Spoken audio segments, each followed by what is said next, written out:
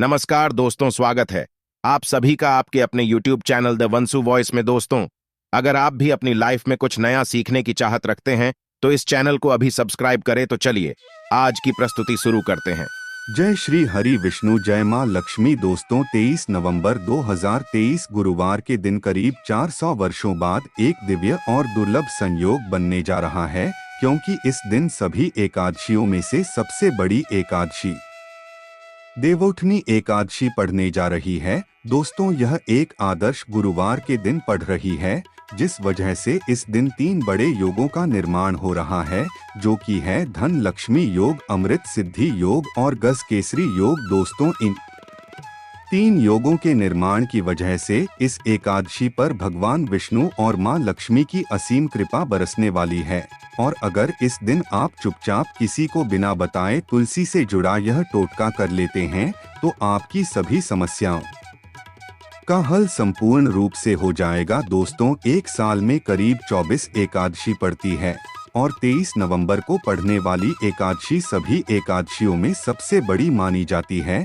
इसलिए इस दिन तुलसी से जुड़ा यह अचूक उपाय आपकी हर परेशानी को हल कर देगा, चाहे वह धन को लेकर हो या सेहत या संतान की प्राप्ति को लेकर। इसलिए दोस्तों, वीडियो को आखिर तक जरूर देखें। और दोस्तों, अगर आप भी अपने जीवन में भगवान श्री हरि विष्णु की कृपा पाना चाहते हैं तो इस वीडियो को लाइक करके कमेंट में जय श्री हरि जयमाला में लिखना ना भूले। दोस्तों, हर साल कार्तिक मास के शुक्ल पक्ष की एकादशी तिथि को देवउठनी एकादशी मनाई जाती है। देवउठनी एकादशी का दिन श्री हरि विष्णु को समर्पित है। इस दिन जगत के पालनहार श्री हरि विष्णु अपनी 4 महीने की योग निद्रा से जागते हैं। इसके बाद से ही सभी मांगलिक कार्य आरंभ हो जाते हैं। इसके अलावा देवउठनी एकादशी भगवान विष्णु को प्रसन्न करने के लिए भी बेहद उत्तम मानी जाती है। इस दिन भगवान विष्णु को प्रसन्न करने के लिए कुछ लोग व्रत रखते हैं और पूजा करते हैं। इस दिन सच्ची श्रद्धा और भक्ति भाव से भगवान विष्णु की पूजा करने से सभी मनोकामनाएं पूर्ण होती है। दोस्तों, भगवान विष्णु को प्रसन्न करने के लिए देवउठनी एकादशी के दिन भगवान विष्णु जी को केसर और दूध से ध्यान से सुनना। जो दूध है उसमें केसर मिलाकर ही केसर युक्त दूध से भगवान विष्णु जी का अभिषेक करना चाहिए। ऐसा करने से ही व्यक्ति के सभी प्रकार की मनोकामनाओं की पूर्ति होती है। इसलिए भगवान विष्णु प्रसन्न होते हैं। यह जो उपाय है यह शास्त्रों में लिखित उपाय है।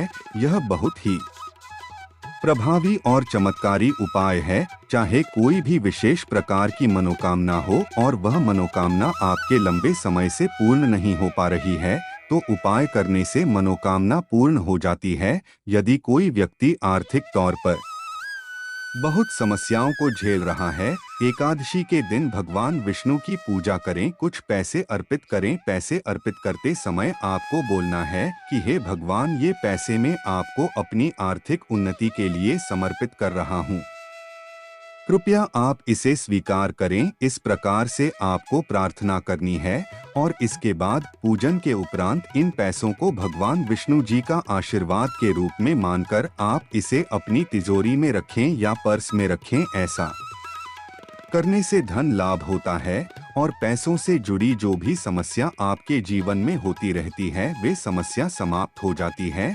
यह पैसे फिर साधारण पैसे नहीं रह जाते, इसमें भगवान विष्णु की शक्तियां जागृत हो जाती है। यह साधारण पैसे नहीं होते, इसे आप संभाल कर रखें। यह साक्षात नारायण का आशीर्वाद बन जाते हैं। जहाँ पर नारायण का आशीर्वाद हो, भगवान विष्णु जी का आशीर्वाद हो, वहाँ पर फिर लक्ष्मी फलती फूलती है। कहने का मतलब है कि आध्यात्मिक उन्नति होती है। दोस्तों, देवउठनी एकादशी के दिन भगवान विष्णु जी को तुलसी के पत्ते के साथ सफेद रंग का भोग जरूर अर्पित करें। इसलिए तो हो सके तो खीर या सफेद रंग के मिष्ठान्न भगवान विष्णु जी को भोग लगाना अति उत्तम होता है। ऐसा करने से धन में वृद्धि होती है, क्योंकि जो माता लक्ष्मी है यह सफेद वस्तु की तरह बहुत जल्दी आकर्षित होती है। खासकर माता लक्ष्मी को खीर बहुत प्रिय है। सफेद रंग के दूध से बने मिष्ठान होते हैं, वह माता रानी को बहुत प्रिय है। तो अगर आप भगवान विष्णु जी को चढ़ाते हैं तो इससे माँ लक्ष्मी आपके घर में स्वयं ही बिना कुछ बोले ही आ जाती है और आपके घर की आर्थिक परेशानियों को दूर करती है और भगवान विष्णु भी प्रसन्न होते हैं। दोस्तों, हम कई बार आप लोगों को बता चुके हैं कि धन देने का अधिकार माता लक्ष्मी को है, अर्थात माता लक्ष्मी केवल धन देती है, लेकिन किसकी किस्मत में कितना धन देना है यह काम भगवान विष्णु जी करते हैं, क्योंकि भगवान विष्णु जी को पालनहार कहा जाता है। संसार के जितने भी जीव जंतु हैं सबका पालन करने का दायित्व रखा है भगवान विष्णु जी ने। तो भगवान विष्णु जी किसके कर्मों में कितना धन देना है यह निर्णय लेते हैं। इसलिए भगवान विष्णु को जितना ज्यादा हो सके देवउठनी एकादशी के दिन प्रसन्न करने का प्रयास करें। देवउठनी एकादशी के दिन घर के नजदीक बने जो मंदिर है भगवान विष्णु जी का अगर कहा जाए तो इसे अति उत्तम कहते हैं, तो वहां पर भी आप नारियल और बादाम भगवान विष्णु जी के स्वरूप मानकर के जो भी देवी देवता है उसे अर्पित कर दें, क्योंकि भगवान विष्णु जी ने स्वयं भगवत गीता में कहा है कि संसार में जितने भी देवी देवताओं की पूजा करते हैं वे सब मेरे ही स्वरूप है। इससे आपके रुके हुए भी जो भी कार्य है वे पूर्ण हो जाते हैं और उनका परिणाम आपको तत्काल मिलता है। जो आसपास के आपके मंदिर है वहां पर संध्या काल के समय में नारियल और बादाम जरूरत करना। बादाम की संख्या 5 रखना है। साथ ही वीडियो में आइए जानते हैं कि एकादशी में किन बातों का विशेष रूप से आपको ध्यान रखना है। आप सफल हो जाएंगे। सफलता प्राप्त करने के लिए कौन सी विशेष जानकारियां हैं और उपाय हैं, आइए जान लेते हैं। दोस्तों, देवउठनी एकादशी पर तुलसी विवाह अगर आप कराते हैं तथा अगर विष्णु जी का पूजन करते हैं तो विशेष रूप से कुछ आपको सावधानियां रखनी चाहिए, या फिर आप हो सके तो ये उपाय जरूर करना। यह सावधानी जरूर बरतें। दोस्तों, तुलसी के पौधे के चारों तरफ आपको स्तंभ जरूर बनाना चाहिए, फिर तोरण जरूर जाना चाहिए, रंगोली से अष्टदल कमल जरूर बनाएं, शंख चक्र और गाय के पैर, यह तीनों चीजें जरूर बनानी चाहिए। ऐसा माना जाता है कि इस दिन शंख चक्र और गाय के पैर बनाए जाते हैं तो उसे से घर में भगवान नारायण तथा माता लक्ष्मी अस्थायी रूप से वास करती है। इनकी दिव्य शक्ति सूक्ष्म रूप से आपके घर में वास करती है। तुलसी के साथ आंवले का गमला जरूर लगाना, उनके साथ आंवले का पूजन जरूर करना, क्योंकि आम को भगवान विष्णु जी अर्थात नारायण जी के रूप में माना जाता है और तुलसी माता को लक्ष्मी जी का स्वरूप कहा गया है। जिस प्रकार नारायण के बिना तुलसी अधूरी है, उसी प्रकार तुलसी के बिना नारायण भी अधूरी है, अर्थात भगवान जो नारायण है ये आंवले के स्वरूप में विराजमान होते हैं और माता तुलसी जो है यह लक्ष्मी का स्वरूप कही गई है। यह माता तुलसी के रूप में विराजित है। इस दिन हो सके तो तुलसी का पंचोपचार पूजन करना है, तो तक शास्त्री का मंत्र तुलसी का आप जरूर जपना। दोस्तों, माता तुलसी जी से बहुत प्रसन्न होती है। इस दिन घी का दीप और धूप जरूर दिखाना। सिंदूर, रोली, चंदन और नैवेद्य 4 चीजें हैं। यह तुलसी माता को चढ़ाने से माता अखंड सौभाग्यवती का प्रदान देती है। पुरुष चढ़ाते हैं तो ऐसे पुरुष के जीवन में फिर विष्णु जी की कमी नहीं होती है, अर्थात धर्म की कमी नहीं होती। ऐसे पुरुष धर्म के मार्ग में चलने वाले होते हैं। धन की कमी कभी नहीं होती। हो सके तो इस दिन तुलसी माता को वस्त्र अलंकार, सुशोभित वस्त्र अलंकार आपको भेंट करना है।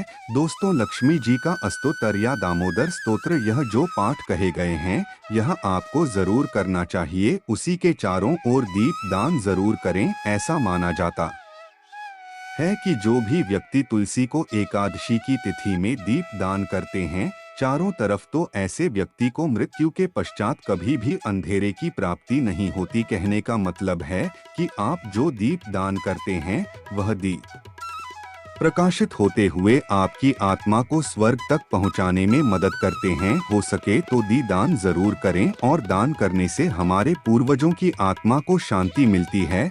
जो हमारे पूर्वज जिन्हें किसी कारण वश स्वर्ग की प्राप्ति नहीं हो पा रही है तो दीप दान करने से उन्हें स्वर्ग की प्राप्ति होती है। दोस्तों, एकादशी के दिन भगवान विष्णु जी को तुलसी जरूर चढ़ानी चाहिए। ऐसा माना जाता है कि इस दिन तुलसी का पत्ता चढ़ाने से 10,000 गोदान के बराबर की प्राप्ति होती है।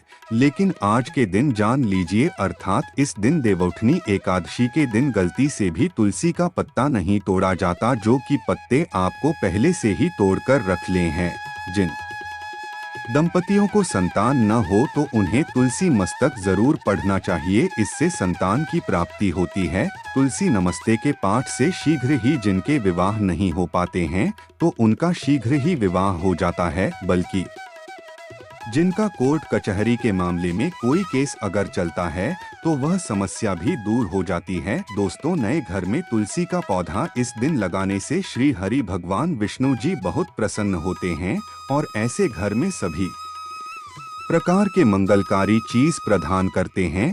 नौकरी पाने के लिए, कारोबार में तरक्की के लिए या फिर हो सके तो अपने जीवन में उन्नति के लिए तुलसी का पौधा पीले कपड़े में बांधकर ऑफिस या दुकान के आसपास में जरूर रखें। इससे आपको नौकरी में, कारोबार में भी प्रमोशन मिलेगा, आपको हर कार्य में तरक्की मिलेगी। आप अपने घर में भी यह कार्य कर सकते हैं। दोस्तों, इस दिन भगवान विष्णु को प्रसन्न करने के लिए यदि विशेष उपाय किए जाएं तो विशेष फल मिलता है और साधक की मनोकामनाएं पूरी हो सकती है।